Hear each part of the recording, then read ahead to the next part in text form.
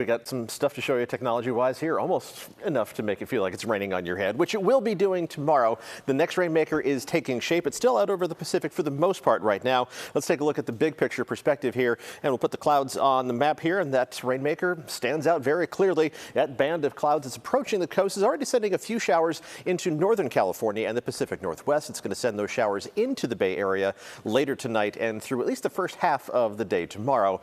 And after that, the long-range pattern really dries out as we head through the next several days, maybe even the next couple of weeks. So let's switch over to the local view of how things are going to shape up as we head through tonight and into tomorrow. We'll start with just putting a few labels on the map so you don't lose your bearing once we bring the radar simulation onto the map here, which is pretty blank until we get past midnight. The first showers moving into the North Bay in the early hours of Friday morning, the pre-sunrise hours. Those first showers hitting the coast a few hours before the sun comes up on Friday, but then spreading across more and more of the Bay Area. As we wind the clock forward to 8 a.m., it does look like the morning commute is at least going to bring us scattered showers, so allow some extra time to make your way through those wet roads. This is not going to be torrential rainfall at all, but it's just going to be enough to slow down that Friday morning commute, even though it's probably going to be still a little bit lighter than normal. A lot of people are still making their way back from the holiday. The rain is going to continue to about midday. We're still going to be seeing fairly widespread showers on the map by lunchtime tomorrow, but after that, things are going to dry out in a hurry. As we wind the clock forward from noon to 4 p.m., the rain largely moves out, and by 4 o'clock tomorrow afternoon, that radar simulation is blank. We should even see clearing skies before the sun goes down tomorrow afternoon. So how much rain are we talking about? The amounts are going to be pretty modest. Some of the rain-shadowed spots like San Jose picking up just barely more than 1/10 of an inch of total rainfall, about 2/10 of an inch of rain for Redwood City. A little more than 1/4 inch of rain for San Francisco and Oakland, about 3/10 of an inch along the coast. Again, some of the rain-shadowed spots inland in the East Bay.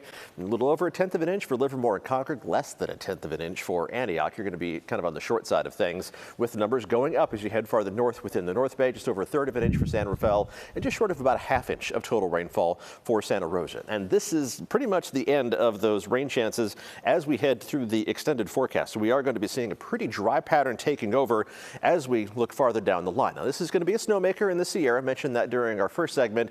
Let's use Futurecast to add up those snow amounts in the high elevations. Anywhere from 5 to 10 inches of snow on a widespread basis. The snow level dropping down to around 5,500 feet. About 1/2 foot of snow at lake level around Tahoe, but they'll take every flake they can get to freshen up those slopes for the first weekend in 2025.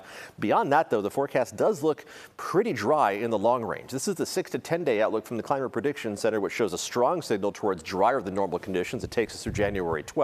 But even beyond that, the 8 to 14 day outlook takes us past the midpoint of January.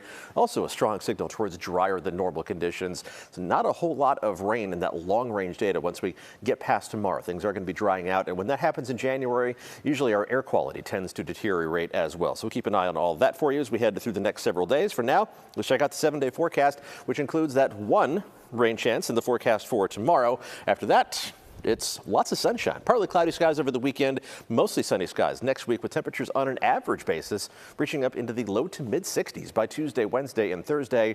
Some of the warmest spots are going to reach up into the upper half of the 60s. Maybe some of the warmest locations even threatening 70 degrees.